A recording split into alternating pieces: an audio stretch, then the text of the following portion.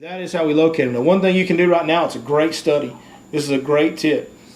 Maps will never, ever, ever, no map will be 100% exact on the actual line of that creek bend. You know, you've got two, in those creeks they do this, they widen out around a bend, or sometimes they're narrow around a bend. You'll never have the exact deal. When you're trying to hit a root system, one root system on a tree, your cast needs to be on the spot, on the spot, on the spot. So it's important to be very precise with knowing where these bends are in these creeks. And here's a good way to tell. Without a map. You don't even need electronics to find this. If you can get outside and get in the woods, it helps. The reason that this is effective for me and that I can do this so efficiently is because I grew up outside in the woods of East Texas. But if you can get outside and get in the woods and go look at a creek channel and spot the difference between a live oak tree and a red oak tree and all these other trees, you know, that we got out here, cedar trees sometimes. Spot the difference between those. You'll notice how big that trunk is, what that bark looks like, all that stuff. Well, right now the lake's a couple feet low, almost over 2 feet low. Yeah, 2.25. So you can see the tops of a lot of these trees. You're starting to see the tops of these trees, and if you'll look in an area where your map kind of tells you, okay, there's a creek channel over there, you'll start to notice these live oak stumps, and you say, and you'll kind of, if you look at them, you'll kind of see, oh, there's a line going that way, and then it turns back that. There's your bend. You can see that line of live oak trees going down that creek and winding through that cove or whatever creek on. And you can really, if you can learn to identify those big live oak trees, you can know where every outside bend on that stretch of creek is and know exactly where it is without a doubt, like no questions asked. And you want to talk about being precise now. When a lake's low, you can get real precise with this jig deal. As this water falls is the key. When that water falls, a lot of those big trees are going to be exposed. Yeah. And there's a few guides here that I know for a fact that they've got all of those trees marked on their GPS. And so they'll pull up to a certain spot and they're going to say cast right there. Mm-hmm. And they've got a precision cast that they're going to throw up there and work that jig back by that big giant tree that they know is just right under the water. Well, it's a bonus when that tree is exposed. The bigger the tree, I caught a 12-pounder off of one that was 2.5 foot in diameter and 8 foot of water, and I mean, flipped up there and on a distance flip, and I lifted up to feel the weight. Whenever I flipped in there, and I didn't feel anything. Lifted up the second time, didn't feel it. Third time when I lifted up and didn't feel it, I just immediately reeled down and swung on air. And that fish had hit it right there, swam directly back to the boat. And by the time that I picked up that slack and set it up, he was just right underneath me, and it was 1161. Yeah. And so the key a lot of times is presenting that bait to that target, whether you're flipping to it, whether you're casting to it and working it back, or you're just working the roots. And if you are working the root ball as what he's talking about, and you don't know for 100% sure if there's a void underneath it, multiple cast in that location. And a lot of times what I'll do is I'll usually get up on it and make the first few flips in all around it, and then if I don't draw a strike that way, then I'll back up and then start casting and working it through the root system and letting it try to fall through the voids, and then locating them that way also. And it's like you said, if you work a bunch of the big stumps in the creek, you don't get a bite. Time to abandon the ship, go find you another creek. Yeah, that's true. I mean, that's, what you're talking about is that, when the lake's full, as a guide being out here, it's my job to be able to know all this stuff, whether the lake's full or low or whatever. And over the years out here, probably the best thing that ever happened to me was I moved here in 2009 and the lake reached an all-time low in 2011. It let me learn how to navigate this lake real fast. When the lake started filling back up, I had stuff I could run all over this sucker where I would have never taken me all my life to learn that stuff otherwise. The other thing was I got into this jig fishing deal, and I could see the tops of the stumps. And so now, when you go to my favorite creek bends out here that I like to fish a jig in, if you look on my map, I have a certain waypoint that I use to mark the bend of the creek, and everywhere there's a waypoint on that bend of that creek, there's a stump. And so I can pull up, just like he's saying, pull up, even when the lake's full and you can't see them. You pull up inside of the bend, you hit spot lock nowadays, you hit spot lock, and you go, oh, right there at that trailer on that bank, far as you can, just drag back. And they'll be dragging like, oh, is there a brush pile down there? Mm-mm. Kind of, Indirectly. But That being said, what he was saying about multiple casts, if I've been fishing a creek bend and I've been getting bites in this creek bend and I've got, some key stumps where I know, okay, I've been catching some fish out of this group of root systems right here, I will make a bunch of casts into those root systems. Try 3 or 4 different jigs before I give up on it. Because the deal is the reason you have to be so precise is because as the water gets colder and colder, the fish's metabolism slows down more, he's going to be less apt to bite. He does not have to eat all the time in the winter. So to get him to bite, you have to put a bait in his face and put it there and leave it there a long time. And you have to keep it in there over and over and over again sometimes to get some of these fish to bite. So making multiple casts to a good root system that you're confident is holding fish is a very, very big deal. And also just the methodical nature in which you need to work the bait. So I guess we can kind of talk about that right now. The way that I like to fish the creek channel bends myself is I like to set up just off the inside bend. So you got the outside bend and the inside bend. So the outside bend line runs here. This is the line we want to fish. I like to put my boat just inside that point that inside bend makes. And that way I can hit every stump. And I can have multiple customers in my boat. I'll say, okay, you start over here and we're going to work to the middle. Right? Well, I'll sit on the inside bend and I'll actually make long casts. Me neither. But I'm making long casts knowing that I'm not getting bit till I'm halfway back to the boat. The deal is with customers, I want to make sure that bait gets all the way to the bottom well behind the tree. Because I kind of want to sneak up on them. I don't want that bait to come falling down on top of their head. I want to get that bait on the ground well behind that tree, and I want to start dragging. And you'll just feel kind of mush bottom outside of these creeks. It'll just feel like nothing. Just do nothing area, nothing there. And then all of a sudden, that ground will get a little harder, and all of a sudden your jig will catch. Well, you just hit that first little piece of root that's exposed. And you just pull and lift until that jig pops over. And as soon as you do that, when that jig snaps free, point your rod down. Just enough to make that jig go straight down. Okay? And that first couple times, it's just going to go like this because those roots there's not a big drop there. They're just, the backside of those roots are just on that flat ground. You just kind of hop over. You just kind of hop over. And then it'll catch on one, and you'll pull, and it'll hop over, and you'll point your rod down, and that jig will just keep falling. It's important to keep pointing your rod down and let that jig fall on slack line so that it's falling right down in those root systems. Because what's happening is, these cold, cold days, those big fish are getting hugged up into those root systems, and as that jig falls down, sooner or later you hit that thing enough, you're going to drop that thing right on his head, and he's just going to open his mouth and grab it. Okay? So that's what you're trying to do. And like I said, if I've got good trees that I'm confident are holding fish on a good creek bend, I will fish those root systems over and over again. Real methodical. One thing too, with regard to that I've noticed over the years is the one thing you don't want to do is control the jig as it falls. No matter whether you're flipping grass or flipping a stump like this or a tree, is that too many people will say, well, I got to feel the bite. Not necessarily. And the big factor with this is, and my tournament partner many years ago learned this the hard way, is that when let's say for example, you've got that big tree that you can see sticking out of the water that much, and you flip up there, the key to this thing is what you're after is that jig has to fall down naturally, all right? So let the jig fall about 2 foot in the water column, raise your rod tip and pull some line out, all right? Just spool some line out and it'll kind of pause it a little bit, and when you drop that rod tip, then it falls straight down into the root ball. And as that thing disappears down into that, it is on total slack line, and most of the time you'll see the line jump, or you'll engage the reel up, and the very first thing you want to do is feel the weight of the jig. All right, lift up and feel it. A lot of times you'll lift up, and all of a sudden it'll feel mushy. It'll feel a little heavy. You put a little more tension. He's not going to let it go. A lot of times you'll lift up on it, the line's already over there. Yeah. Where he's thumped it, and he's already moving away with it. So, but the key to the bite was the jig fell naturally down through there.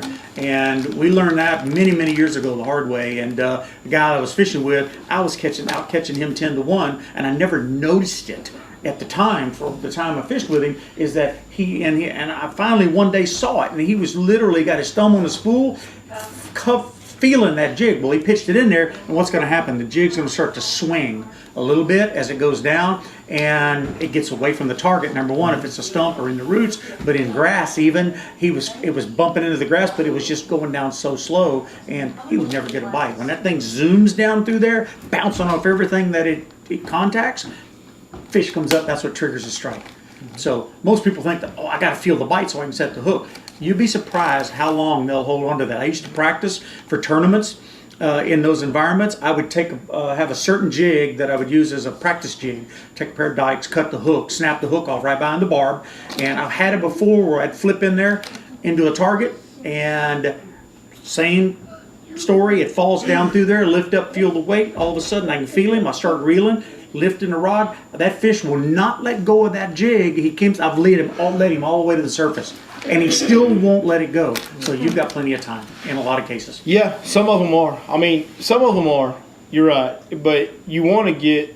Oh, you want to get on him. You want to get to where you can feel that fish, even when it's light. But the deal is, that's where the right rod comes in handy. Because this is going to sound like pro staff nonsense, but I'm just telling you this is the truth. You can believe it or not believe it. It's your choice. On that rod right there, when they bite it on slack line, I feel it. Oh, yeah. Because even the little bit of the rod, the line going tick, just the jump of the line, I'll feel on that rod. As long as I'm doing my job and still paying attention. Just because your bait's falling on slack line doesn't mean that's time to scratch your rear end or whatever, look over here at the birds, or you need to be tuned in. Like if you want to fish at a really high level and you want to catch the biggest fish of your life, which is a great technique and time to do it, you need to be tuned into that bait. It has to be something, especially with jig fishing, where you're paying attention to every little detail, or you can miss that bite. And most of the year, it's pretty rare, very rare, to have a fish bite a bait and sit there. Usually what you'll see is what Dave's talking about, where you pick up on the line and it's over here. Well, in the wintertime, on this jig deal, and he's fishing in a root system, it'll happen more than you think, where that jig will sneak up on them, fall and surprise them, and they'll just go, and they won't flinch. They'll just sit there with that jig in their mouth. So here's what I got to tell you. If you're fishing that jig, especially once you get used to the root systems you're fishing, when you're first exploring and kind of learning, you're not going to know how long the jig's going to fall. But once you get to know them and you kind of know where you are in that root system, if that jig falls unexpectedly or doesn't fall as far as you're expecting it to fall, it's important right now that you check. And the only thing I can tell you is it's just a spongy feeling. If it just doesn't feel like you're on a root, and it doesn't feel like the weight of your jig falling, and the jig won't fall, and it feels different, swing. And the worst thing you can do, and I see this all the time, do not go half speed. There's no reason to go half. I see so many people are like, well, I wasn't sure if it was a fish or not. And they'll just kind of do this. They'll go and they'll go like that. And they'll just do this. Instead of, cinching down and busting him, they'll just kind of snap the rod up. And I'm like, why did you do that? And they're like, well, I thought it might be a fish, but I wasn't sure. Okay, let's break this down for a second. Folks at home, let's break this down for a second. If it wasn't a fish, then you don't need to be swinging. If it's not a fish, you shouldn't be swinging.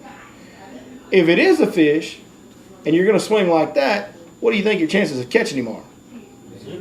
So if you're going to swing, if you have any doubt and there's mush down there and you feel something weird on a jig, swing that sucker. And don't swing it halfway. Never swing it halfway. There's no reason to swing it halfway. Because all that's going to do is get you heartbroken or get you hung up, and either one of them's not real good. Now, if I swing full-heartedly and I get hung up, it's just part of the game, baby. Break that jig off and go to the next one. That is part of this game. You will swing and hang up on a root system because there are those little pieces of root that stick out. And you'll be like, ooh, that's mushy. Oh, that's earth. I don't know how much earth weighs, but I bet it's a record. It's a record. I got him. He's all mine. So that is going to happen, but never swing half-heartedly. And if you feel anything that just feels weird in the wintertime on a jig, please swing. I can't tell you how many fish have been caught in my boat where people have literally, and myself have gone, I don't know, and just swung, and it's a big one. Also with customers, they'll be like, I'm like, what are you doing? Man, it just feels weird. Swing. I don't know. Swing. And they'll swing, and it's a fish. Or they'll swing and get hung up, and they're like, see, I told you. I'm like, okay, let's tie another one on. It's part of it. It's part of it. I tell my people, hook sets are free. I don't put any hook sets on the invoice ever. Never have put one on there. hook sets are free. Yes, sir. So yes, sir. But that's one of the techniques as far as the creek bends, the timber. At this water temperature, as it migrates down towards 50 degrees into the upper 40s, this pattern is going to get more stellar in the next 2 months as time goes on. Sure, way more consistent, especially if the lake continues to come down and those stumps get more exposed. You better just be focusing 80% of your time frame there. I was telling him earlier, I said I was out today graphing around, and I'll use this same type. Just one second. Just one more point of validity for this pattern that we're talking about, creek bend jig fishing. Who knows when the original Lake Fork state record fish was caught, and how it was caught, and when it was caught? Anybody know what that is? I bet you can guess it. It was caught. No, not the current state record.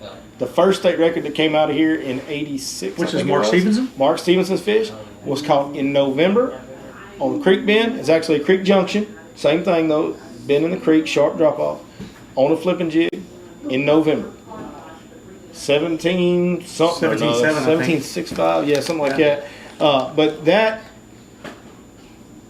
this technique between November and the end of January or mid-February, this pattern is kind of what built this lake.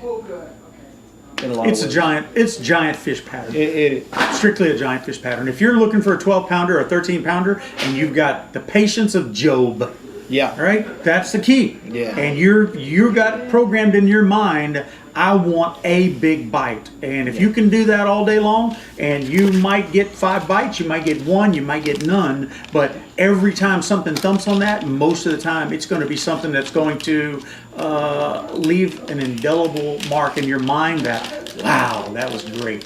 Now, it's not a number like the most bites I've ever seen this type of pattern produce. Like when it's the best it's ever got for numbers of fish, this is a 15 to 20 fish deal at most. Most days, even when it's real good, it's less than 10. Yeah, it's less than 10 bites. You have 10. Yeah, if you've got 10 jig bites, that's a big day. If you're on it good, if you're on a good jig, like when I've been on good jig bites out here, like days where I say, okay, we've got 5 jig rods on the deck, and that's all we're doing, and then that's how we're going. It's going well. We're catching about 8 or 9 fish a day, somewhere between 5 and 10 fish a day. We're catching. Yeah. But that 5 or 10 will wait.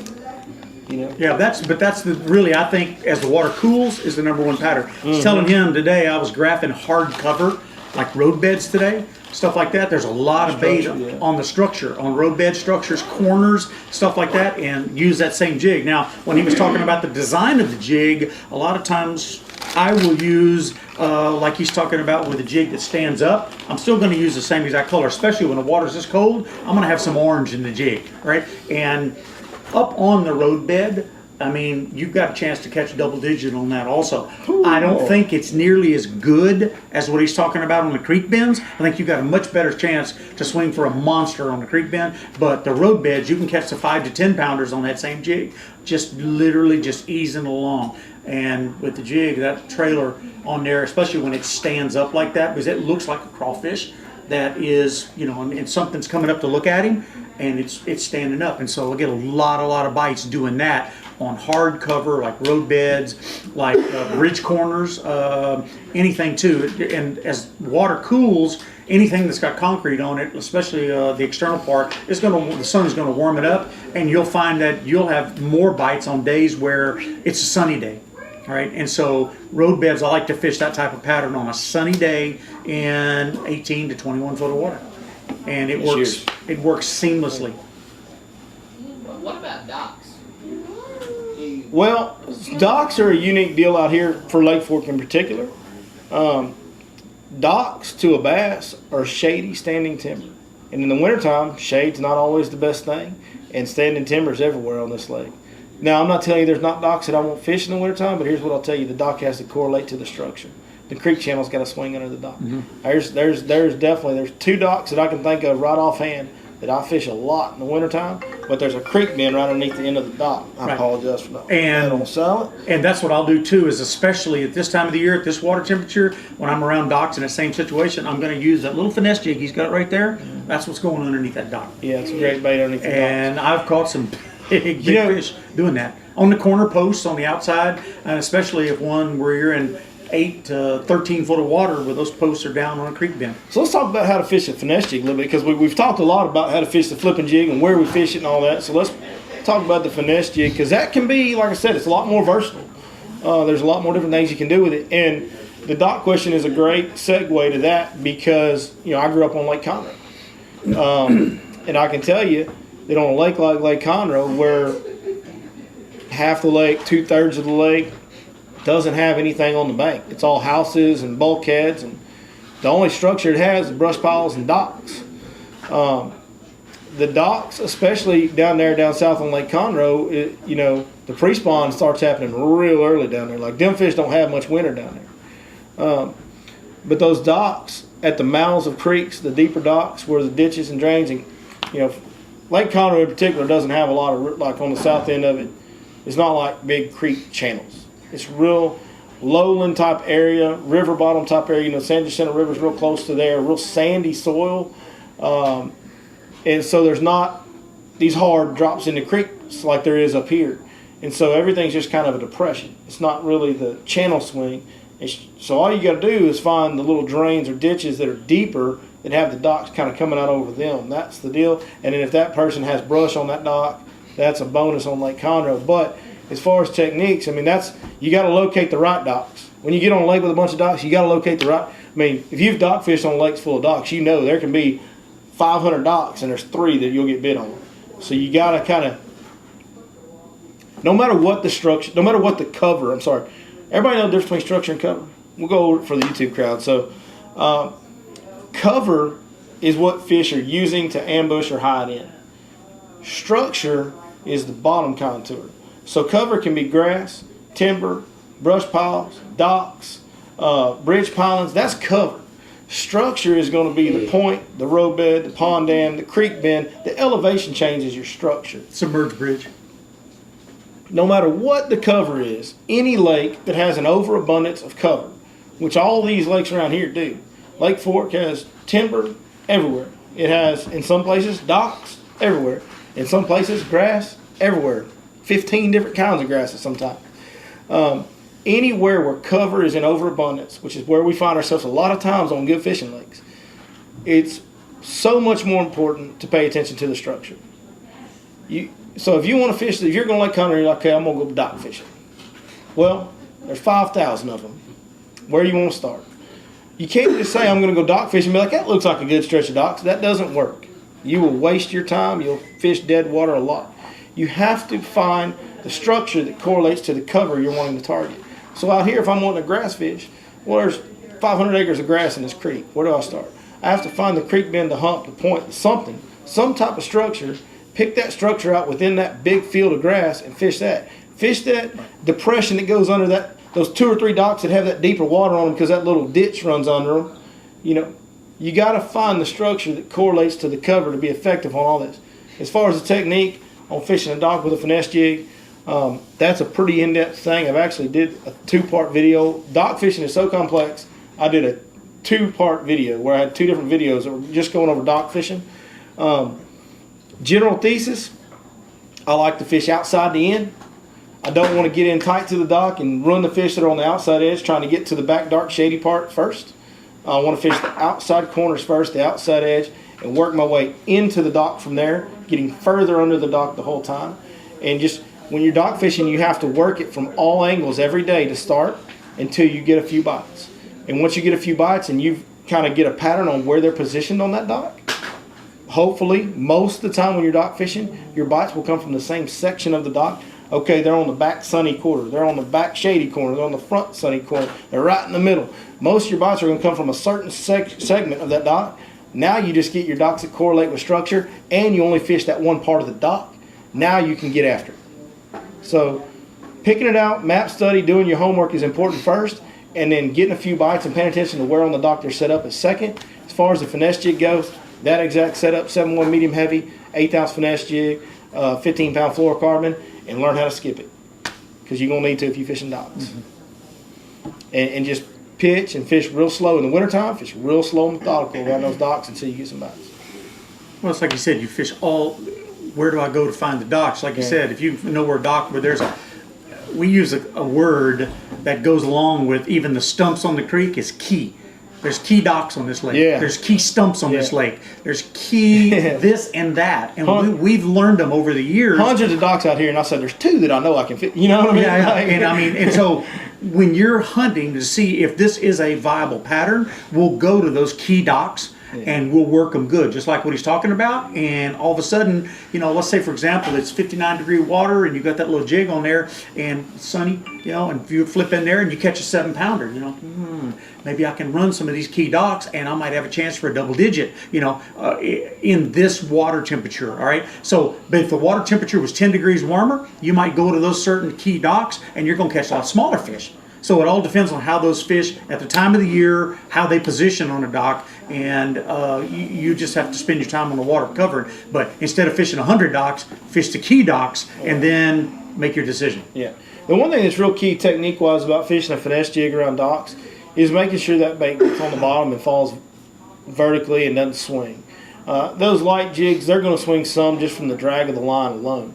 They're so light, and they've got the bulky trailer behind them dragging them, so they fall so slow.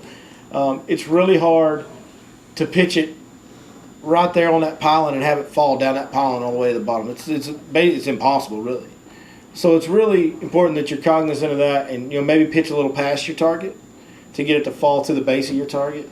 And then the other thing is, once it's on bottom, all I do is I just kind of lightly shake a jig, a finesse jig around a dock. I'll just kind of lightly shake it. And then point my rod down, reel up my slack, and lightly shake. We worked on that this morning, didn't we, big dog? Yeah, we sure did. Lightly shake it, and point your rod down, reel up your slack. The finesse jigs that I use have big hooks. So when I set the hook, I set the hook. I don't have to, there are some finesse jigs that have a real thin wire hook, and you just kind of reel set them like a drop shot or something, But yeah, so I'm sure I can't believe he didn't go like this or something. Yeah. The Texas finesse jig that Santone makes has a heavy wire hook. The reason I have that Ike jig as well is because it has a heavy wire hook. They both have that round soccer head, right? So that's the deal. There's something to that soccer head, Tim will tell you, that the round ball head finesse jig, it's better. Don't just go get an 1/8 ounce regular flipping jig. There's something to that finesse jig with that ball head, that soccer head, it's just better. They just bite it better. They do. I don't know why. I don't really have the reason. Something about the way that thing rolls around subtly on the bottom with that round shape. There's something to it. You won't find anybody that fishes for money that when they're throwing a finesse jig doesn't have a ball head on. Everybody that's fishing for money, that feeds their family through fishing, will have a ball head finesse jig when they're using a finesse jig. Another good technique for finesse jig, we talked about rock riprap. Great technique in the wintertime. Here's the thing about rock riprap in the wintertime. And if you get a sunny day, and we don't have rock riprap out here on Lake Fork, by the way, none to speak of. You get that chunk rock riprap like they have on Louisville and Ray Roberts, I think Grapevine, like a lot of those DFW lakes have rock riprap on the bridge corners and stuff like that, and the dam and all that. It's great in the wintertime. I love rock riprap in the wintertime, and the reason why I love it is sunshine. You get sun on that rock in the winter, it'll heat up and retain that heat a little bit. If you find, there aren't very many lakes that have this, there are just a few. But if you can find, like, there's some corners and dams that'll have black, like lava rock riprap.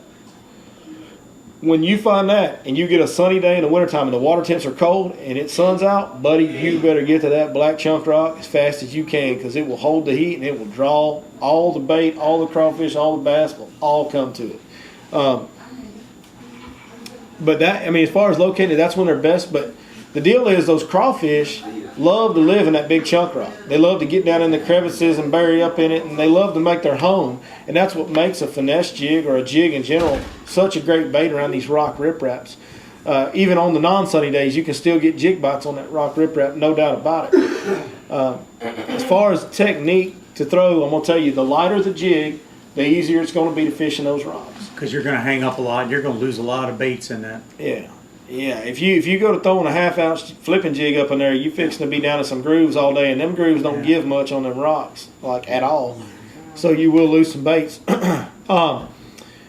So go with the 1/8 ounce finesse jig, no doubt about it. If you can get away with it, if it's not too windy, go with the 1/8 ounce finesse jig when you're fishing chunk rock riprap. And the other key is, as long as it's not too windy, and if it's too windy, you may just have to go to a different technique. But you want to hold your rod straight up. You want to work that bait straight up. you want to be trying to make that bait climb, okay? And that's kind of a give and take when you're fishing rock, because you want that jig to stay down. You don't want that jig to come up and then swing down, because all these rock riprap banks are real steep. So you got to be careful as you climb that jig up and it gets free from those rocks and starts falling. It's important you point your rod back down like we talked about on the root system, because that thing glides a little bit, you're going to lose a whole lot of ground by the time it hits the bottom with as steep as those banks are. So you have to pull up and then point down.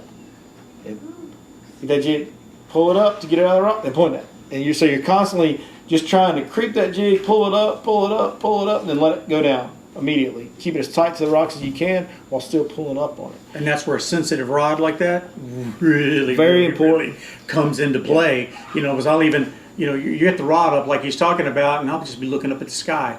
You know, and what I'm doing is I'm just thinking about the tip of that rod and feeling everything with the tip of that rod, and that's my total focus is on that. As I'm bouncing it, I'm almost trying to just bounce it just enough to touch that rock. I don't want it to fall into one of the crevices, and you know, and I can feel that. You know, I just try to. It's not moving it too fast, but it's just trying to keep it from getting in trouble. Mm-hmm. And when it's bouncing off that rock, and then you feel it give, and you don't not touch anything. Drop the rod tip, till you feel something, ease it along, keep on going. And then all of a sudden I'll hit the button, pull some line out like this, and then re-center the rod again, back up like this. So you're almost, when you're on a 45-degree angle like that, you're almost always doing it. You hit the button, pull out some line, and then you're going back to feel what you're doing. Feel is the key. Mm-hmm. The other thing you got to make real sure of when you're working that bait like that and you're holding that rod tip real high, okay, when you get that bite, you got to take your time and get your rod down and get your slack out, because you got no hook set power from here. If you just try to go, you got no torque, you got no power. So when you're up here and you feel that bite, you got to point your rod down, reel up all your slack, and then set the hook. Make sure you get your slack out of your line. Don't be slack popping them on them finesse jigs. It's not going to work out good for you. You want to reel it down till all your slack's out. Just when the line starts to feel tight, jerk that rod to your right shoulder right here. One thing to think about when you're fishing a finesse jig, they're going to hold it. In the wintertime, we talked about, you know, see, fish can be finicky. The lighter your bait is, the longer the fish will be likely to hold it. If you're throwing a 3/4 ounce jig, he's not going to hold it near as long as he will that 1/8 ounce jig. That 3/4 ounce jig and that line attached to it will create drag. And, you know, it's just like when we're punching. We say you got to set the hook real fast.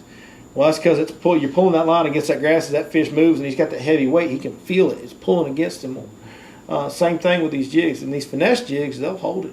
Usually, now you talk about bait they'll hold. That's a bait they'll hold for a long time. So, you know, your line's up here. Don't get in too big of a hurry. Take your time, reel your slack up. Well, it's okay. It's tight. He's there, and then set the hook. Don't get in too big of a hurry to set that hook on that finesse jig when you're holding that rod real high. That can lead to mistakes. Any questions? I do have a question.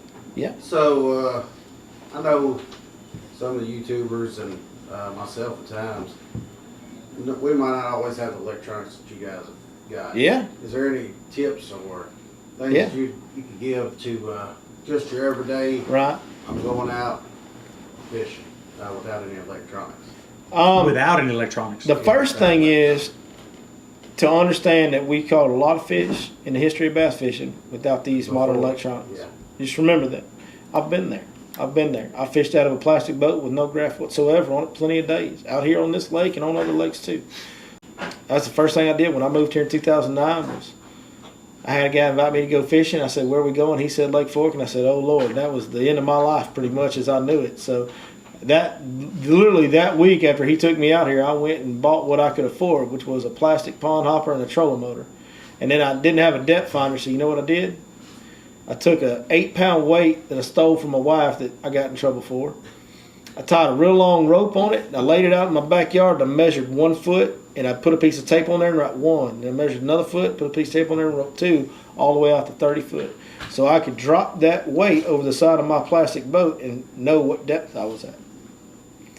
And I literally, without a depth finder, would go out and mark elevation changes on structure by doing that and going, okay, it's 12 foot right here and it's 15 foot right over there. There's a slope. Yep. Hey, you know, we had this conversation this morning. Great kid, by the way. And we were talking about it. He said, "Man, you sure are lucky you get to do this every day." And I said, "No, I'm not.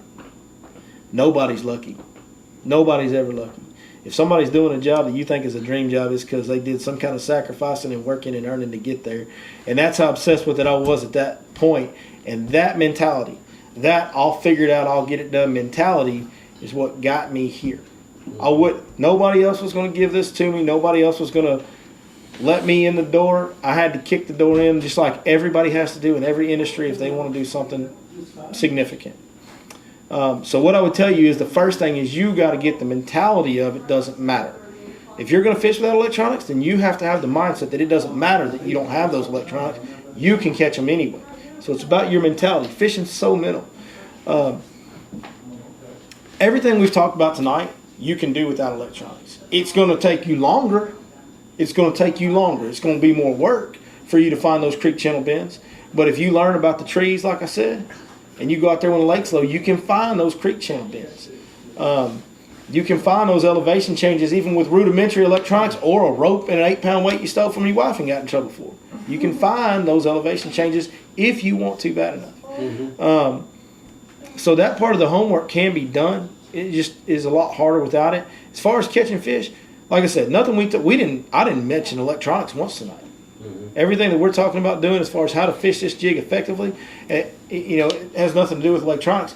And the other thing that I would tell you is just understand that it doesn't matter that you don't have electronics, but you're going to have to be a better fisherman to keep up. Mm-hmm.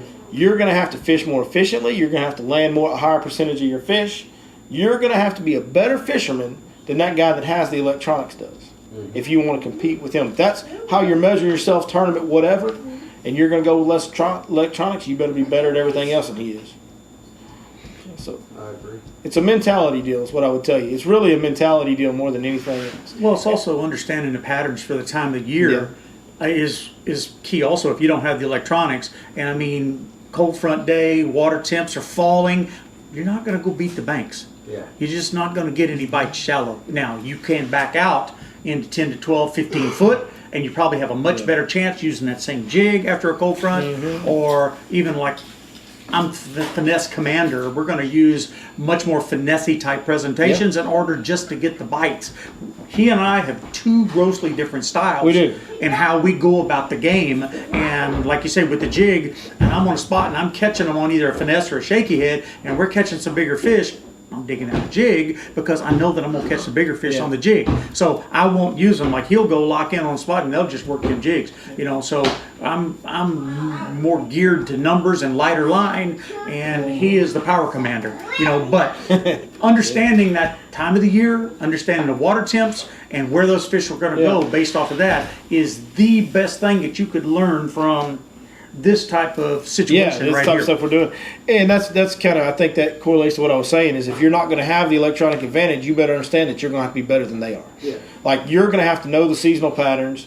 You're going to have to know the right baits. You're going to have to know all that stuff better than that guy that has electronics does. Now, it's to parallel what we're talking about. Say this time right here, water temps today were, I saw as low as 57, 56.8 up to 59.2, and if you catch 2 days in a row where there's sunshine, and those fish will move shallow, but most of the time they're going to move shallow the last 3 hours of the day. You won't catch them there early, but you could catch them there from 3 o'clock till 6 o'clock. And I've had plenty of times in January and February where water temp 49, 50, 51 degrees, and you couldn't get a bite until 1 o'clock, 2 o'clock on a sunny day. That all of a sudden, Katie barred the door the last 5 hours of the day.